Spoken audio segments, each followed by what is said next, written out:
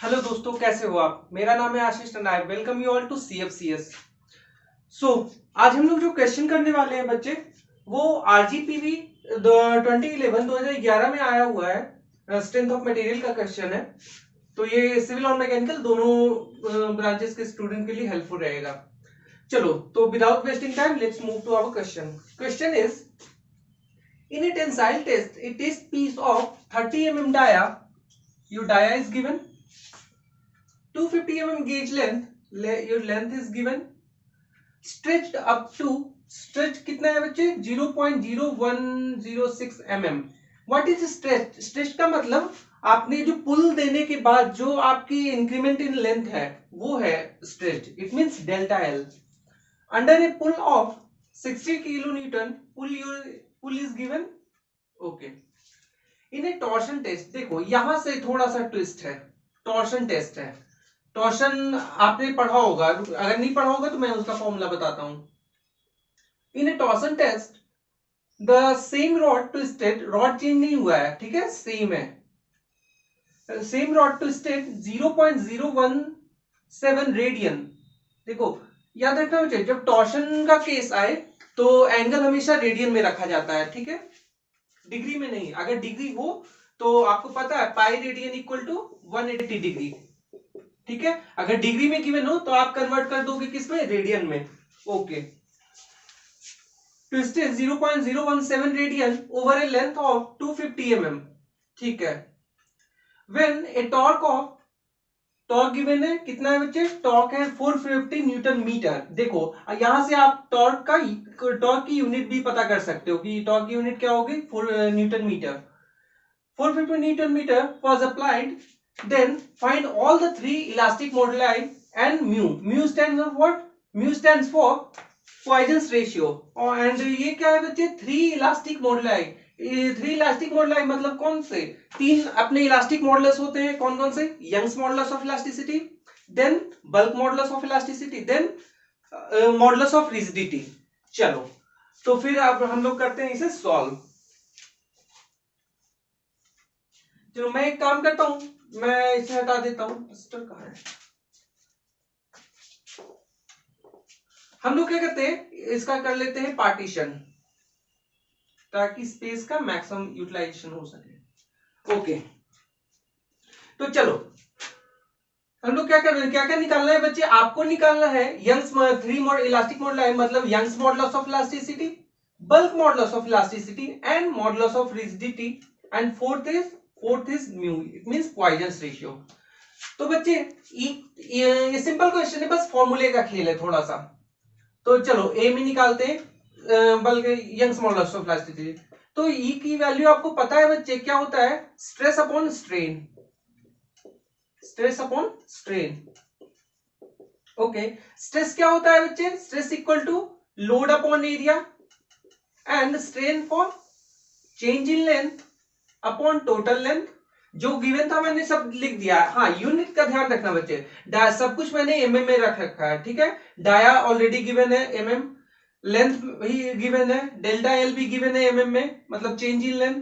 Load भी आप, load Newton में, किलो न्यूटन में दे रखा था, कहां गया लोड, लोड है 60 किलो न्यूटन बच्चे, मैंने डायरेक्ट लिख दिया 60 into 10 to the power 3 Newton, kilo था उसे हटा दिया। एंड एंगल भी गिवन है, कितना है बच्चे, 0.017 रेडियन है, रेडियन में ये तो उसे कन्वर्ट करने की जरूरत नहीं है। और टॉर्क आपका गिवन है, टॉर्क कितना है आपका गिवन, टॉर्क है 450, कहां गया, 450 न्यूटन मीटर। अब देखो सारा कुछ हमने एमएम में रख रखा है, इसलिए मैंने डायरेक्ट लिख दिया 450 into 10 to the power 3 Newton MM, Newton millimetre, ठीक है। तो चलो इसे डायरेक्ट सॉल्व करते हैं हम। E इक्वल टू, या फिर ऐसे भी आप कर सकते हो, स्ट्रेस आप अलग निकाल लो, स्ट्रेन अलग निकाल लो। तो स्ट्रेस को कैसे रिप्रेजेंट करते हैं, सिग्मा से, sigma equal to P upon A, load upon area. Load कितना है बच्चे आपका, आपका लोड है 60 kilo newton, 60 into 10 to power 3 newton पर एरिया, ठीक है। एरिया क्या हो जाएगा, पाई बाई 4 इंटू डाया का स्क्वायर, डाया ऑलरेडी किसमें है, एमएम में, तो 30 का स्क्वायर। ये आप सॉल्व करना, कितना आ रहा है सिग्मा की वैल्यू। चलो मैं भी जल्दी, कहां गया, हाँ सॉल्व करो बच्चे।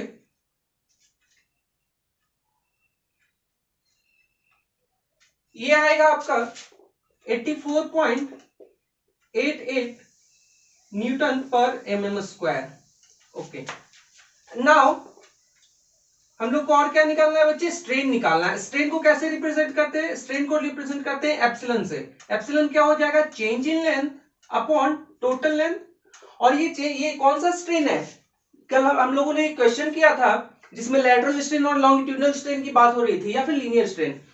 लेकिन यहाँ पे क्या होगा बच्चे, यहाँ पे सिर्फ और सिर्फ लीनियर स्ट्रेन आएगा। क्यों, क्योंकि बस एक डायरेक्शन में पुल की बात की गई है। हम लोगों को उसके लैटरल डायरेक्शन से यहाँ पे कोई मतलब नहीं है, उसका क्वेश्चन में उसका कोई यूज नहीं है, ठीक है। ओके, डेल्टा एल क्या है बच्चे अपना 0.106 mm। और हमेशा ध्यान रखना स्ट्रेन की कोई यूनिट नहीं होती। क्यों, क्योंकि वो जो यूनिट है दोनों लेंथ की वो कैंसिल आउट हो जाती है। एल की वैल्यू कितनी है, एल की वैल्यू है 250 mm।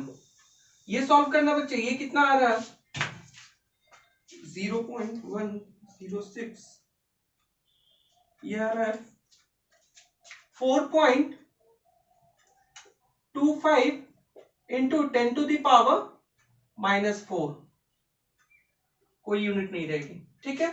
तो चलो अब बहुत सिंपल है, फर्स्ट अपना आंसर निकल गया, E equal to sigma upon epsilon, ये आप डायरेक्ट लिख सकते हो।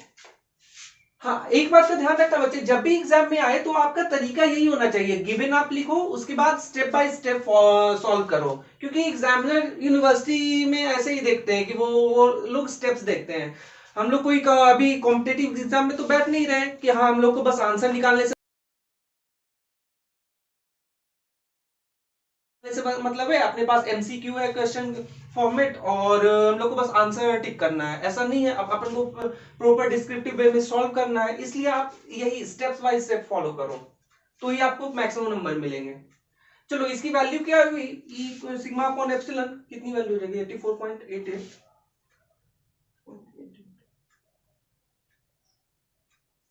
ये हो गया बच्चे 2 into 10 to the power 5 newton पर mm square. It is your first answer. Okay, चलो सेकंड। और जिस बच्चे को भी अगर ऐसा लगे कि हाँ ये हो जाएगा, तो पहले आप ट्राई करो सॉल्व करने का, अगर नहीं हो तो फिर देख लिया करो। और इन केस अगर किसी को बच्चे को ऐसा लगे कि सॉल्यूशन हो रहा है लेकिन बहुत स्लो हो रहा है, तो आप ऐसा करो बच्चे, ऑप्शन तो होते ही है ऊपर बटन में, तो आप 1.25 या फिर 1.5 या फिर 2 की स्पीड में देख लिया करो लेक्चर, ठीक है अल्टीमेटली। और हाँ, लेकिन आपके ये जो सारे स्टेप्स है वो आपके माइंड में वो फॉलो अप होते रहना चाहिए कि हाँ इसके के बाद ये आना चाहिए, इसके बाद ये आना चाहिए, ठीक है। चलो एक आंसर तो अपना निकल गया। सेकंड क्या बोल रहा था इसने क्या बोला, अपन को के निकालना है। तो मैं ऐसा करूं, देखो के की वैल्यू होती है क्या, direct stress upon volumetric strain. लेकिन हम लोग को फिर एक और फॉर्मूला होता है इसका, यहां पे ये फॉर्मूला काम नहीं आएगा।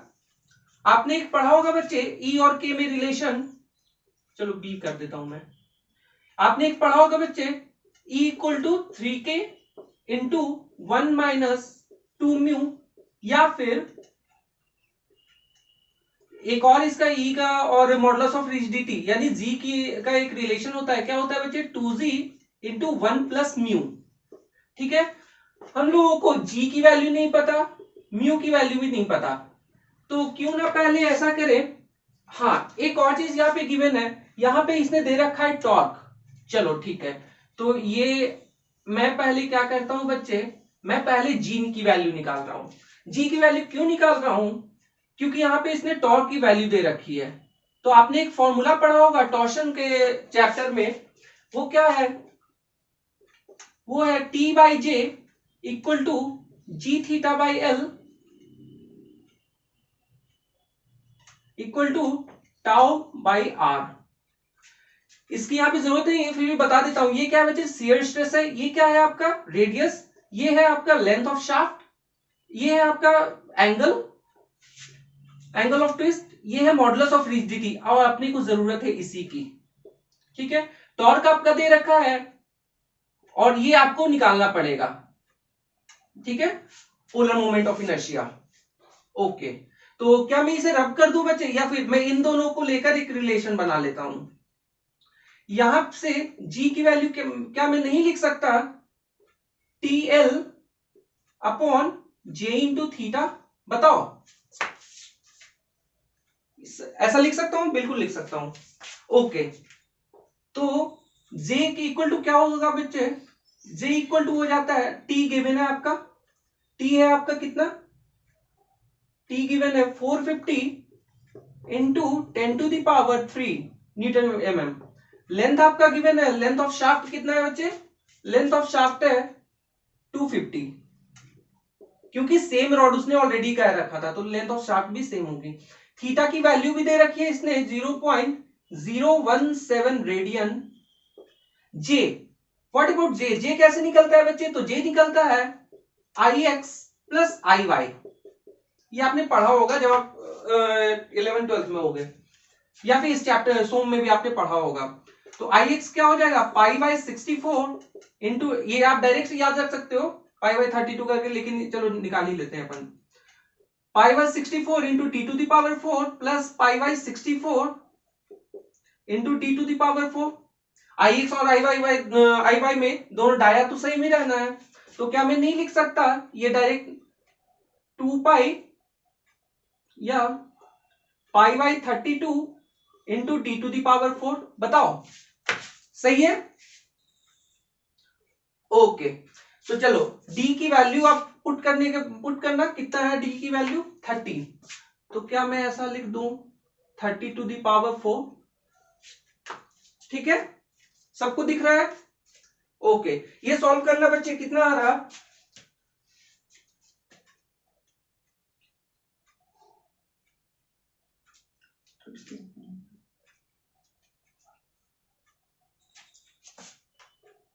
π/32 इंटू 30⁴। ये आ रहा आपका 7952179। या मैं एक काम करता हूं, मैं क्या करता हूं बच्चे, इसे एज इट इज रहने देता हूं। मैं इसे सॉल्व करने में आपका टाइम जाएगा, मैं इसे π/32 के फॉर्म में ही रहने देता हूं, और मैं डायरेक्ट इसमें पुट कर रहा हूं। ठीक है, तो यहां से क्या हो जाएगा, जी की वैल्यू अपनी मॉडुलस ऑफ रिजिडिटी की वैल्यू क्या हो जाएगी? तो ये हो जाएगा बच्चे 450 इंटू 10⁻³ इंटू 250 अपॉन π/32 इंटू 30⁴, 32 ऊपर चला जाएगा, इंटू 0.017। ये आप कैलकुलेट करना,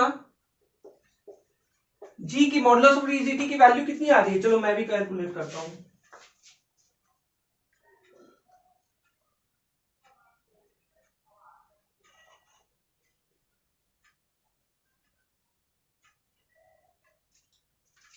ये आ रहा है आपका 0.832 इंटू 10⁵, या आप 832 इंटू 10⁵2 भी लिख सकते हो। ठीक है, न्यूटन पर mm स्क्वायर। अगर देखो यूनिट में ध्यान रखने में प्रॉब्लम हो बच्चे, तो आप एक काम किया करना, आप ये कर सकते हो कि जैसे ही क्वेश्चन उसका सॉल्यूशन डालो, आप वहीं पे एक न्यूटन mm जिसकी जो जैसी यूनिट है आप वहां पे डाल सकते हो। इससे आपका सॉल्व करना बहुत इजी हो जाएगा।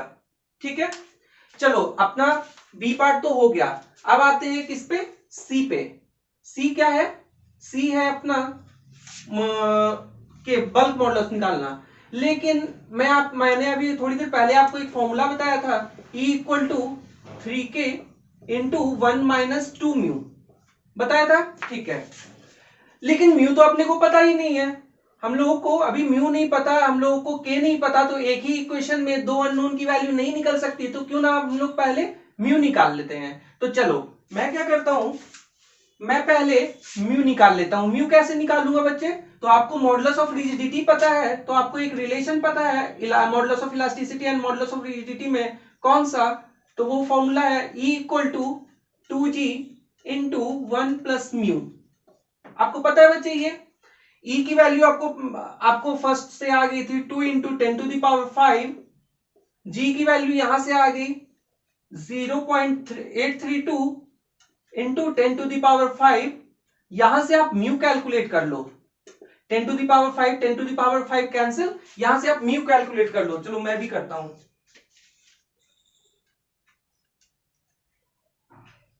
म्यू की वैल्यू आ जाएगी, म्यू की वैल्यू आ रही 0.202। चलो काम हो गया अपना, यही आपका आंसर। यहां पे ये आंसर, यहां पे ये आंसर। चलो अब लास्ट पार्ट बचा है क्या अपना? अपना निकालना है के, bulk modulus of elasticity. Then आपको अभी रिलेशन पता है, अब तो याद भी हो चुका होगा। E equal to 3K into 1 minus 2 mu. ठीक है, चलो अब सारी वैल्यूज आप पुट कर दो। E की वैल्यू है 2 इंटू 10⁵, म्यू की वैल्यू है 0.202, ये मल्टीप्लाई हो जाएगा, कितना हो जाएगा 0.404, 0.404 इंटू -1 प्लस 1, तो ये कैलकुलेट करो आप, मैं भी करता हूं। चलो k की वैल्यू आ रही 1.12 इंटू 10⁵ न्यूटन पर mm²।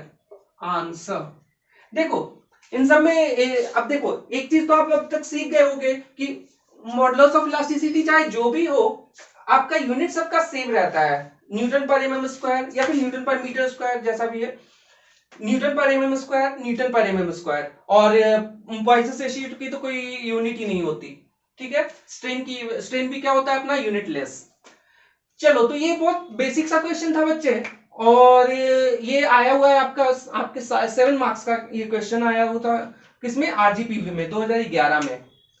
तो चलो आई होप कोई डाउट तो नहीं होगा, बट स्टिल अगर किसी बच्चे को डाउट है कि हाँ ये फॉर्मूला क्यों लगाया, या और कोई फॉर्मूला क्यों नहीं लगाया, क्योंकि के की एक और वैल्यू होती है, तो वो क्यों नहीं लगाया, तो आप कमेंट सेक्शन में डाल सकते हो बच्चे। जो भी डाउट हो, जैसा भी डाउट हो क्वेश्चन से रिलेटेड, तो आप डाल देना।